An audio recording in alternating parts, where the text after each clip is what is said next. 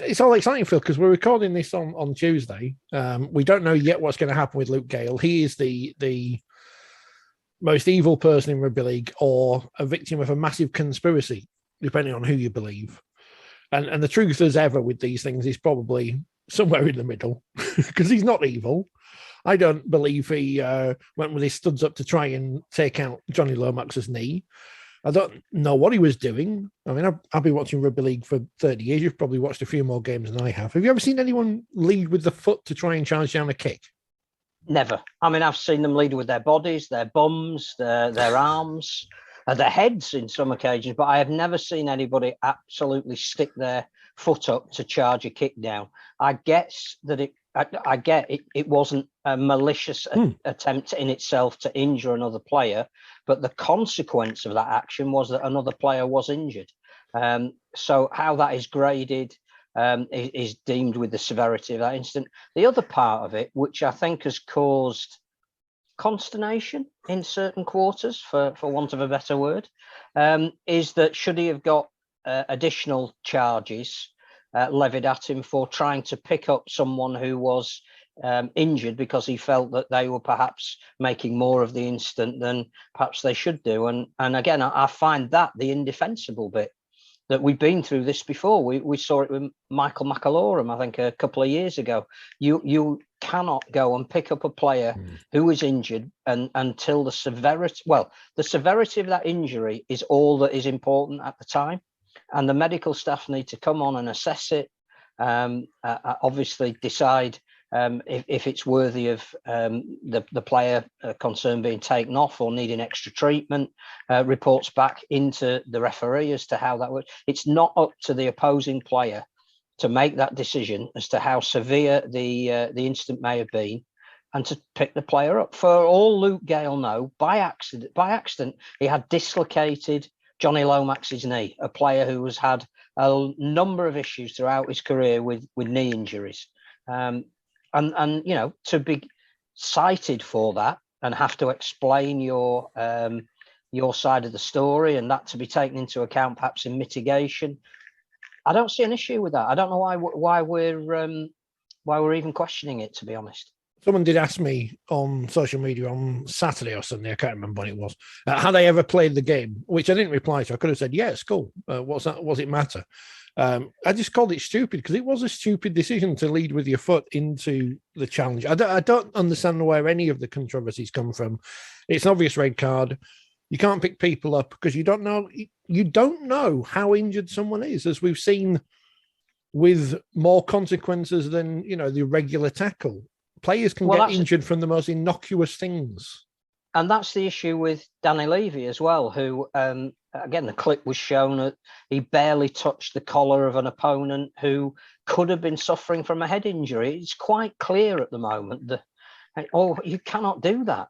So, you know, you have to accept the consequences of those actions. And what I don't understand is, clearly we've had a good start to the competition. We've had 2 decent rounds, one of which was in terrible weather, credit to everybody. We've had decent crowds. We've had really good viewing figures across a range of platforms. We've now started to turn on ourselves, saying that, it's all, you know, these decisions are not clear and the disciplinary is not in line with the decisions that are made.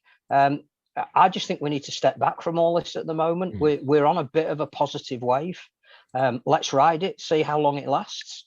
I genuinely do not understand why people are writing that they reckon they know of people who are no longer going to watch the game because it's gone soft. The game has always evolved. It's always changed. It has to move with the current litigation times. We also have to look at the welfare of players. We banged on about this for as long as I can remember. We talked about, you know, fixture lists, and we talked about overload, and we talked about, again, standing people down for longer who've suffered concussion, which is happening this year. We've highlighted the cases of people like Stevie Ward, and not only the effects that having head injuries have had on him, but the work that he's tried to do to bring that to the attention of others. And whilst all that is going on, and exactly what we should be doing and responding in the right way to the fact that more players of a whole range of ages are suffering from perhaps having played this game, and until that link is finally found, we need to preserve those who do. And at the same time, we're saying, apparently, although I've yet to find anybody, I'm not going anymore because the game has gone soft. When Tony Smith comes out and says we're probably doing things for the right reason, to completely paraphrase what he said, then we're probably doing things right, because he seems to, have his head screwed on properly. But what concerns me is one thing happens, so it means that something else can't happen. So the Connor Wynn sin binning, which in real time the referee has to make a decision, but Hull fans have decided now that, and the comments from the match review panel suggest that the player involved in the tackle may have unaided himself in terms of the position he found himself in. From, if we talk about the game's going soft, the game's had a problem with players trying to get around rules since probably they were invented. You can think of the famous example in the Challenge Cup final where players, Hall of Famer, used the rules to his advantage. So, as well as everyone, it's all Chris Kendall's fault, or Luke Moore, Liam Moore, whoever we're blaming this week, Rob Hicks. The players who try to influence referees from their actions, why are we not calling them out, man? I'm not saying, I've only seen the incident once. I'm not saying anything about Jack Wellesby, and an interesting decision to make him man of the match when he dropped the ball at least twice from a kickoff, or from kicks rather. But as much as this is a pro referee program, the players don't help themselves by trying to con the referees. And it happens in all sports. I'm not saying this is a rugby league thing. And we've got something else to talk about that is not just a rugby league thing as well. But they don't help the referees themselves. So how can they expect the referees to be on their side? I don't know. We've always had gamesmanship. And you talk to coaches about their raison d'etre. They need to manipulate the rules to the best advantage for their team. That's always been the way with coaches, and that's exactly what they should be doing. But that doesn't mean that you shouldn't apply the rules. I think the other thing that we do know is at the start of every season, there is always a purge, and there are always 3 or 4 weeks where players get caught up in the purge, and they need to learn what the tolerances are when new interpretations are brought in. And it's quite clear that for this year, it's not putting your foot on the ball at the play the ball or whatever it might be, feeding the scrum in the middle. It's actually no contact with the head. And I don't know anybody that would say that isn't absolutely 100% responsible. It's what we should be doing as a sport. It's the modern way of playing the game. It's such that in terms of the collisions, hitting the head now is probably more significant than it has been, because yes, we don't have the biff anymore, and we've clearly talked about the fact that we're not advocates for ever bringing it back again. I'm glad that the shoulder charge is now outlawed. Whatever some may say about it, it's changed the nature of the game. Having 13 players when we used to have 15 changed the nature of the game.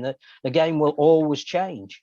But I think the fact now that because the teams are kept so far apart, and because there's this constant interchange of forwards off the bench, whereby momentum tends to not be lessened, or intensity more than momentum, then when there are collisions that involve hitting the head, they have far more impact than perhaps even having a fight used to have in the old days, when in some respects that was part and parcel of a pack getting on top of the other. You look at people like Tom Johnson, David Fusitua, the fact that they can't come straight back in after they have head injuries. That's telling you that the wingers are now being told to take the ball up in the first or second tackle, often in a drive, and they are being hit by the big forwards. And it takes a huge toll if somebody gets their timing slightly wrong. And all this, we don't want the best players to be sat on the sidelines because we haven't exercised our due diligence in the sentencing. I don't want the best players on the sideline because they've got concussion for 3 weeks, or they're in danger of having their careers ended prematurely. I mean, I don't think we need to highlight anyone who said anything in the media space, perhaps defending players who've been offered particular sentences, or referees who maybe have been seen to perform in a certain way. I just think we need to jump off this before it becomes a bandwagon that takes over the sport. There is so much to talk about that is good. Just accept this for what it is. It's the next phase of development of rugby league. And I don't think there are a whole number of people who are not renewing season tickets, or not going to games, or not watching on television because they think the game isn't what they think it should be. That's always been the case. It always will be. And at the moment, if anything, attendances and viewing figures actually look more promising than they have than the last couple of years. Those are they're the rugby league equivalent of the Leeds United fans who wouldn't go when whoever they didn't like as owner was in charge, including Mr. Bates. But as soon as they win, they'll be straight down Ellen Road, and straight down Headingley, the MKM Stadium, whatever Wakefield's called these days, the Jungle, etc., the AJ Bell. I still can't believe that people do not see one of the early retirement of one of their peers in Stevie Ward and not think on. It just doesn't compute that you can't add 2 and 2 together and get 4, which on this occasion you actually can. But there you go. I haven't looked into it, but I think both of the issues that the head knocks that Stevie suffered weren't particularly deemed at the time as foul play. They were part and parcel of the game. I think there's something to do about the length of time of recovery from a concussion. There's also something to do with, I don't think I can't remember I don't think either were sin binning offences at the time for the people. I mean, one was a friendly, so I'm pretty sure that wasn't a sin binning. But look at the implication of those actions, and if we need to make sure that at the start of this season that is not going to be acceptable, and there is a distinction between careless and reckless and deliberate and all that kind of thing, then let's just put up with it. I think I don't know if it's been confirmed or not. I've just been trying to look while I was speaking. I think Luke Gale might have got 5 games. So people will be upset about that as well, because he's appealed and got less than what he. It's not frivolous, but I don't know. But it is what it is. I don't have a problem with it. I really don't. I think in hindsight, what Luke will regret more than anything is not necessarily leading with his foot, which may have been partly instinctive. I think he'll realise that clearly if you do make contact, that's why you're up before the beak. But that he'll know in his heart of hearts that he should not have put his hands on another player who was seeking treatment. And if that ends up with 5 matches in total, if that's what it is, it hasn't been confirmed yet, but that's the rumour. So be it. The next player won't do it.